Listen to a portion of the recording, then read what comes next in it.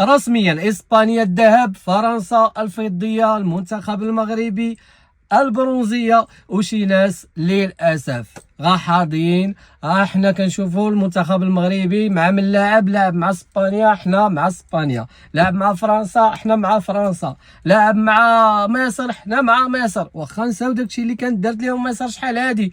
ومع ذلك المهم خاصو غافين لاعب المغرب الجهه اللي معاها هي اللي يشجعها، لعب مع والو كما قال هذا كيشجعوا والو، مع احترامي لشي ناس وحدين اخرين اللي معانا ديما، حنا كنهضروا على البوصباعي.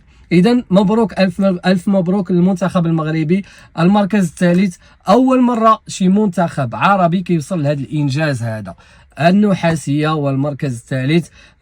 مبروك حتى للمنتخب المصري، حيت ما سهلاش باش توصل للمربع الذهبي. المنتخب المصري وصل المربع الذهبي وما حالفوش الحظ، جا مع المغرب، ما كرهناش كون حنا لعبنا الفينال وهما يلعبوا على الميداليه النحاسيه مع شي وحدين اخرين ويديوها. كره هي هذه، للاسف هادشي هذا ما كيعنيش باننا راضيين بديك النحاسيه، كنا نقدروا ننافسوا على ديك الذهبيه. للاسف وقعوا اخطاء دفاعيه.